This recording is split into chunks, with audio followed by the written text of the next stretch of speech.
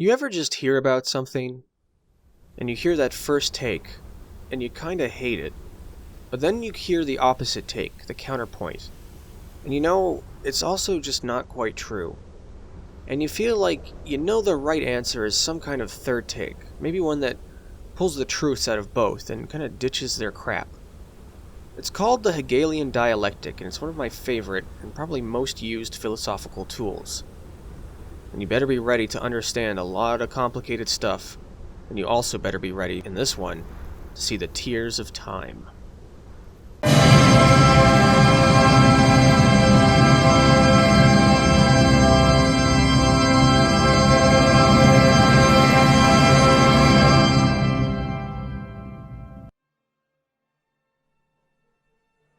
So right up front, is Mecha dead? Is it dying? There's no simple way to answer, because there is no simple answer. These conclusions reek. They smell. They smell of oversimplification and hyperbole. To consider this giant, decades-long trend burnt out, is it burnt out? Some concepts in this world simply cannot be simplified and meaningfully understood at the same time. To answer them, and to fulfill the dialectic, I'm going to have to go through the arguments both for and against, and kind of take this opportunity to drive my pile bunker into the collective ignorance, which has kind of risen up thanks to the abundance of bad, hot takes and kind of simple-mindedness. I will never afford myself ignorance, only the truth. So let us begin. Part 1. Mecha is dead. This take is so fundamentally simplistic and wrong, and that's kinda it. When I first saw it years ago, I heard it from Digibro. And for posterity's sake, I don't care if it's Digibra or Digifraulein now. Who they are or who they identify as is completely unimportant. What they said matters, and what they said was staggeringly wrong. Digi was someone who I enjoyed watching back years ago. I found their stuff interesting, primarily for their connective videos. The wealth of anime they had watched enabled them to piece together this vast network of creators, and helped me, quite honestly, to understand just how interconnected anime is, how many of its artists overlap. But that being said, Digi was, it's what I call being in the pit. Being so self-submerged into their chosen media obsession, they effectively lose touch with reality. Like, I get it. Anime appeals to introverted otaku, and as an extreme form, this level is not unprecedented. But it is a fatal flaw. It took Digi what felt to me like 3 years to watch 0079. Not even the series, just the movies. And what was abundantly clear from that was that they were not a mecha person. Period. They almost surgically could address all these secondary parts of mecha anime, the ones they liked, while they never had the spark of it. They never really grasped it. As I saw the flaws in Digi's personality, I stopped watching their videos completely. In the meantime, I began to unlock and develop more of my own understandings. Something basically occurred to me. To explain, Dr. Disillusion is a favorite of mine. They're a graphic and special effect artist who is tremendously entertaining. He once gave a TED Talk called The Unbearable Loneliness of Being Right on the Internet, about how once you become an expert, especially on YouTube, once you build up fans that will recognize and praise you, you are stuck as a runaway figure of popularity. No longer is it you being right in argument, but in you being addressed as an expert. You gain false confidence to preside over subjects you really don't understand. Here, returning to Digi, this seems to me to be the obvious source of the problem, the why, of where the mistake came from. Digi is and was in the deep end, able to pick out this meta pattern in anime from raw volumes of experience. So you would assume, aha, this person should be right. But it's the opposite. They're the most vulnerable to overstepping into topics they don't understand, and basically erring from ego. It's honestly something I worry so much about myself. Will people understand what I'm saying? If I get more popular, will they get it? Or just nod their heads at my voice out of familiarity? I don't honestly have a solution to this besides being on guard and, as always, self-analyzing.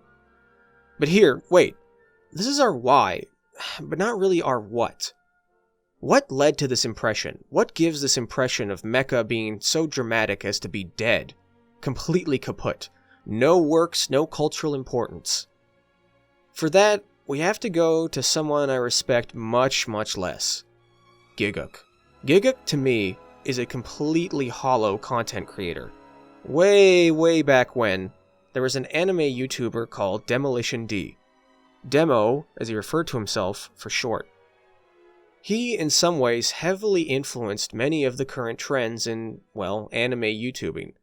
He talked about seasonal anime. He made recommended and should you watch X shows. But Demo had a nuance to him. Really, if you ever listen carefully, you can kind of pick it out. And if you're listening, man, I still consider you someone who helped me understand this stuff so much. He was clearly picking on the deeper stuff. He could pull it out. He knew why the rebuilds were tonally weird. He knew when anime was bullshit schlock, and when meaty ideas were getting crushed around like large grubs getting eaten by a lizard. And when I initially saw Gigguk's videos, I saw the same style. But as I watched them, I noticed it just kinda lacked a single iota of that. When Gigguk says, haha, we are trash, it's this paper-thin veneer of irony, but fundamentally it's true. You're a perfect symbol of the proverbial anime trash casual. A seasonal show watching audience. Watching, but never thinking. Only consuming, then getting excited for next product to consume. This might sound, I know, simply like an ad hominem, but it's arriving at the same problem from a completely different route. Digi overstepped understanding, but Gigguk never showed much of it to begin with. And you kinda need it to get what I'm about to say. Cause see, here's the thing. There is an element of truth within what they are saying, but they are fudging it, overplaying it, or missing the real context. In order to understand why, let's reiterate the basic form of the argument, our thesis. Mecha, a genre that produced some of the most pivotal works in anime, shows like Gundam, shows like Evangelion, and Code Geass, is in decline. Its works are not as front and center. It's not as important. It grew less important over the last 20 years and is now lingering and shriveled. If it continues, it will essentially be dead, unrecognized and not consumed. Now the critical error here is one I'm quite familiar with. It comes up quite frequently in the study of what, you might ask? I bet you didn't see this fucking coming. Climate change and global warming. See, the fields of study that involve studying the increasingly worrying and deteriorating cycles of our planet's climate kind of have this thing occur. Scientists go out and do years of research, then publish that data. And what happens then is a climate denier comes up, takes that complicated data. First, they only pay attention to a relatively short period that just shows a specific trend that suits their argument. Usually, oh, the planet is fine, the Earth's actually getting colder. We're better, don't worry. They then first extrapolate this into a simplistic version. Simply, it's getting better, see? Then they go one step further and give the people who, well, know what they want to hear exactly what they want to hear. The big complicated question is just yes or no. Just a simple, why is X? Do you see the comparison? In essence, Gigguk has done the same. Take these vastly more complicated trends, simplify them down first to overly dramatic versions, then simplify them further into Mecha is dead, to gain a very cheap audience off of it. Now what is even funnier here is the same corrupt crony lobbyists and oil company funded scientists are actually a lot like Gigguk. Because wouldn't you look at that? Gigguk is part of a brand influencer sponsor thing itself, which has ties to streaming services, and just like that, we get a pretty good what? Overstate this idea, guilt the audience. Hey you don't want this thing to die, right? Then provide them with the streaming services to consume it. It's a classic advertising spin. And that is also why I see Gigguk as nothing more than a peddler. Gigguk is like the YouTube anime version of Entertainment Tonight. You know that show? It used to be on that thing called TV in the before time. It involved charismatic, simple-minded hosts saying nothing of value, gossip, drama, and rumors as a basic means of advertising movies or celebrities. It's redundant and pointless. All I can say is I never want making videos to be my full-time job. What a nightmare. But here's the thing. We could ostensibly leave it here. Dismiss Giga and Digi and whoever, right? Easy enough. But this opinion is elsewhere. It kind of predated some of their videos. So what's going on? Where is this coming from? Giga and Digi are here just the white crests on a wave of much larger sentiment. I don't like mecha. I don't get mecha. I don't watch mecha shows for the robots. I think I have a good idea of where this is coming from, honestly. In order to understand why, we need to understand something called the rate of culture. This is really rather simple. In essence, how much art is being made over how much time? For most of human history, this was so absurdly slow that I don't think most people today can even imagine it. You did not consume stories the same way. Major myths and legends were told and retold over and over, and those were the big ones. Besides them, a random farmer might only know a handful of, small folktales. In the 20th century, though, the rate of culture went insane. It's thousands of times higher in the last 80 years than in the entirety of all previous human civilization combined. This is not just them making more stories, it's also to having access as well. In medieval Poland, you would not hear or be able to understand a Japanese story. But today, we grow ever closer, the world ever smaller. So what does this mean for mecha? What about Giga and Digi? Put simply, as the rate of human culture accelerates, the demand on our attention spans grow ever more strained. Hundreds of shows, thousands of films, and countless songs compete for our time. But we also get burnt out and irritated at this waterfall cascade of it all. This is in essence how I explain one of the first big criticisms. I don't get mecha, I don't like it. As our attention can only be focused on so much, we now reject strongly these things we do not enjoy. The pressure on us to watch hours and hours of content, to consume and spend, to get into genres, it is overwhelming, so people violently reject these things instead. But this also explains where Giga and others' feelings come from. As the amount of art made year by year goes up, as more and more anime are made, our ability to keep larger things in perspective gets harder. The last 10 years feels more like 40 years of shows. Like the climate, the problem is focusing on a minor part of a much larger trend. And see now, this should make a lot of sense. Giga is immersed in casual, month by month, season by season anime of dozens of shows. Someone like him, someone younger, seeing this will of course get this limited impression. Evangelion, a show made barely over 20 years ago, to this person might feel like a show from 60 years. And this is the thing. I don't think people who say these things, or Giga or whoever, are lying when they say mecha is dead or dying, because to them it honestly feels that way within the narrow scope of what they're looking at. As is so often the case, a narrow perspective and a general lack of larger view is the fault. Like a climate denier seeing a few cold winters seemingly proving to them that global warming isn't happening, it's the same damn problem.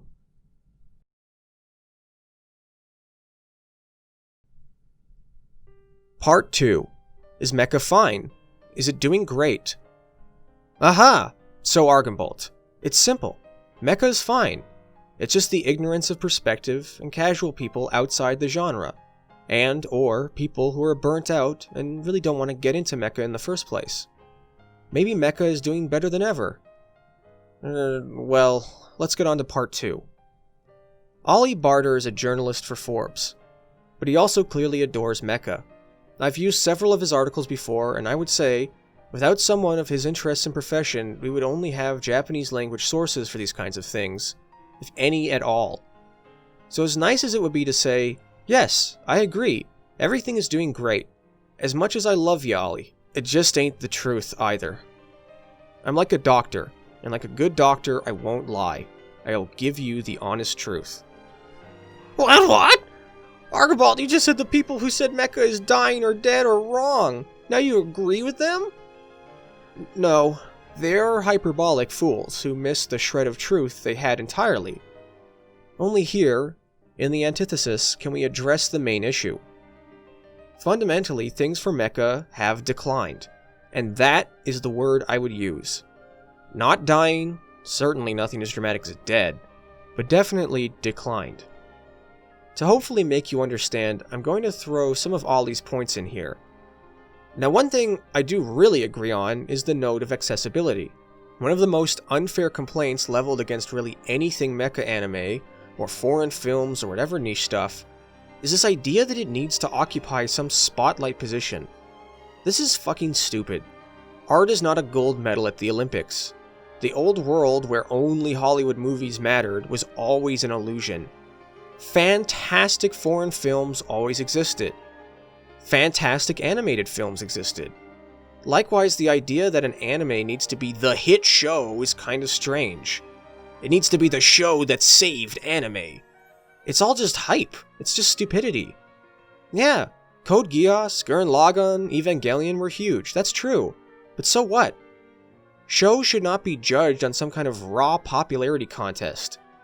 As long as merchandise is bought and it's available somewhere, it simply doesn't matter for profits either. Any other dick-waving by fans is just dick-waving by fans. My show better than your show, etc. But sadly, the reflection of this is that this does not debunk anything. Mecha being in decline can totally happen because it's happening on the actual production and creativity side, at the same time as its popularity might be skyrocketing. Let's use a kind of insane example. Let's say Atlantis itself rises out of the ocean tomorrow, right? And let's say in our initial excavations we find tons of stone tablets there. After translating, there's a huge boom. It turns out Atlantis had dozens of incredible stories about giant stone gods. People everywhere are reading this. Now, going by consumption alone, Atlantis must be booming in production as well, right? Wrong. The Atlantean culture lives on, but its creators are long gone. Nothing will change that. There will be no more new Atlantean stories. Now this sounds crazy, but this actually happened in real life with the Egypt boom in the early 1900s. Likewise, consumption is only ever a part. Consumption and access of mecha shows and merch is great and all, but that's all it is. Popularity is a double-edged sword. It alone is not a solution to decline. It's only at best a means of showing interest. And here's the thing. If Gigguk or Digi are outside, Ollie and the other folks like him have the opposite problem. They are too on the inside. Too inside a bubble of denial within the fandom. I've seen it very abundantly. Tons of mecha fans plugging their fingers in their ears and saying, "No, it's all cool. Stupid haters. Their hate is dumb. So clearly their take is entirely non-existent and wrong. There is the problem." This is just basic dismissal by association. Like, oh, okay, PewDiePie built a Gunpla. Okay, whatever. He built a thing on one stream. And it's not some new niche mecha show or some such, it's an already well-established piece of franchise merchandise.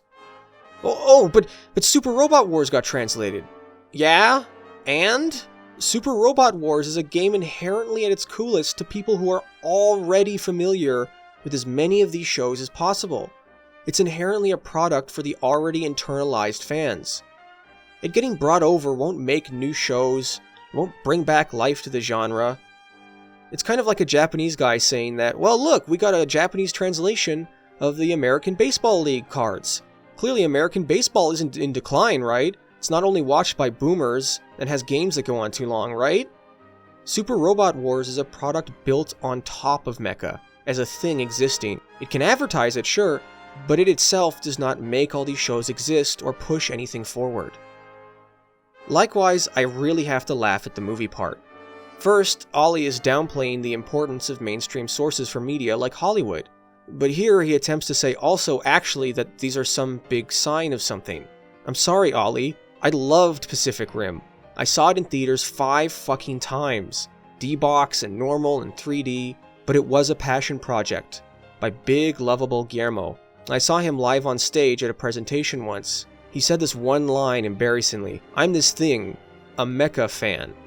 I wanted to just leap out of my seat and give him a big hug. Fundamentally, it was not the mainstream growing towards mecha. It was a director who grew up and had a passion for it, who earned his stripes making other films, and so he got this one like he wanted. Pacific Rim 2 was not very good and did not do all that well financially. The Gundam in Ready Player One was an inferior version in a movie built off of stupid member berries for Gen Xers. And most importantly, it really probably served as advertising for both Tokyo 2020 via the Gundam Factory, as well as the upcoming live-action Gundam film. Now that movie itself has no guarantee of success. Its script currently is still in rotation being reworked. Maybe it will come out and be amazing. I'd love that. Or maybe it will be terrible. I'm not writing it off or being cynical, it's just a hanging question mark. It's like the Gundam Factory. To us mech folks, or to you, Ollie, it's super hype, but normal people will often not get this stuff. And part of the reason it even exists was down to the Olympics. There is no insurance that the Gundam film will be anything close to the next Avengers, and it could very well end up as another Dragon Ball Evolution instead. You can say mecha is stabilizing, but to me, that kinda sounds like stagnant. Genres don't thrive or retain popularity on stagnant archetypes, simply doing the same thing. But it's very palpable that mecha's presence in terms of creative production has declined over the last 20 years. What exists now are either shows fitting into the mold, for worse, or better, of established trends, and big franchises like Gundam staggering under the weight of having done so much stuff while trying to juggle older fans and gain new ones. And that's the thing. While Ollie brings up some good points, and some worse ones, it's still a little blatantly overly optimistic writing. It's the confirmation bias of someone who has a somewhat narrow view of the reality of things, coming from within the fandom. I'm sorry, man. It's not dead, and it's definitely not gonna die. But it has had a creative decline and relative sidelining. As of right now, the most frank and realistic appraisal, mecha is seeing a boom in consumption as accessibility and new audiences find it. But it's also ostensibly coasting on a lot of better, stronger older series getting discovered or rediscovered, such as with Patlabor or Votoms. When I grew up, I got to see new cool mecha shows, but also watch old ones. Now, if you're watching and getting into mecha, you've got a lot more old stuff to go through than new stuff to look forward to. In terms of actual new recent shows moving things forward, we've seen very little in regards to that. Darling in the Franxx imploded off of a huge hype bubble. Sidonia was an okay adaptation. But the only global resurgence here is Bandai's fucking bank account. So, that is it then, Argonbolt. You think it's all fucked. Mecha is dying. My dog is dying. I've lost the kids. I'm getting a divorce. Now, we move on to the most important part, mister. Part 3. Synthesis. See, many things changed over the last 20 to 30 years that caused what we are seeing now. Mecha's primary basis in children's toys and shows was completely supplanted in domination by not isekai, not moe, but Pokemon. See, this stuff starts young. Children are more receptive, and so if they watch more mecha as kids, it's a big intake for where new viewers will come in and watch the shows in general. Pokemon took that spot. More generally, there are not as many kids in Japan, like at all. The lost decade hit Japanese culture very hard. Less people got jobs, so less people married. Less married people means less kids. And an aging population in decline. Dragon Ball recently surpassed Gundam in terms of raw merch revenue. And now you should see why, since Victory, that the AU series largely tried to target new younger viewers. Bring in young girls with the wings, InSync casting, or Seeds, Garish, TM Revolution, Teenage Angst maybe. And with the Build series, Gundam has come full circle. Right back to the shows before 0079. Simplistic adventure robot toy merchandising anime. No real war stories, no real media ideas. So mecha got pinched 3 ways. By Pokemon and the like taking its younger audiences, there being less younger audiences in general, and finally by existing groups like Gundam still hanging around and occupying the market. See, this stuff is connected in so many more ways than what epic fanservice anime in 7 minutes will ever say about anything. Likewise, there's just a huge generational shift. Less productivity and rapid industrialization means less interest for mecha. It's a form which gets its power from people living through the wonders of human technology. Japan is no longer in that kind of place in terms of rapid growth like it had in the 50s to the 80s. Am I saying you should sell mecha to large potential audiences of industrializing African nations? Yes. Do it now, you can thank me later, send me a check for $10,000. And even more so, a lot of mecha, as you will know from my previous videos, orbits around that nasty jazz of war. Hey, guess what Japan has been culturally moving away from for like 80 years? The generation that was in World War II is mostly super old or dead. Their kids had kids who are now having kids. The proximity to the memory of war has grown very distant for the average Japanese person. And unlike America, they did not have decades of conflicts to rekindle this relationship, for better or worse. So writing a mecha war story is just less personal. It has lost that direct connection with the horrors of Oji-san in World War II. And yes, if you're wondering, this is also why jingoistic fucking crap like Gate comes from. When the youth forget the horrors of their forefathers' wars, they replace it with a fantasy of military boots, and move to repeat the mistakes of history. Morons. I understood what you wanted, Tomino! I got it! Why do I seem to be the one of the few who did, goddammit? Really, all of that and much more have played in. But here's the thing. All of this is not fixed. All of this is moving. History is alive. What happens in the world shapes our desires and shapes mecha. As this world changes, what it will show and what humankind will see and feel will change. Just like how Evangelion helped trigger the boom of creativity that made up so many of my favorite shows, at any time it may come again. The world will change into someplace new, and mecha will respond once more to the cries of the human heart, and in turn echo in resonance with the passions of humanity. In just a year and a bit of making videos, I went from feeling somewhat isolated in how I thought about these things, to now knowing that there are 333-something people out there who are at least a little like me. You are my people. Who knows how many more of us are out there? And maybe we're all just waiting, perhaps. It may be a year, or 3 years, or 10 years, or 30. Or maybe it will not even be in my lifetime. Mecha existed long before me, and it will exist long after I'm gone. But maybe I won't wait for it to come to me. Maybe I'll go to it. Either way, this decline is just a small chapter that will be written on the pillars of history. Culture, art, and mecha are so much bigger than the footsteps of a single human life in the sands of time. They are the stars above us, and which shine over us all.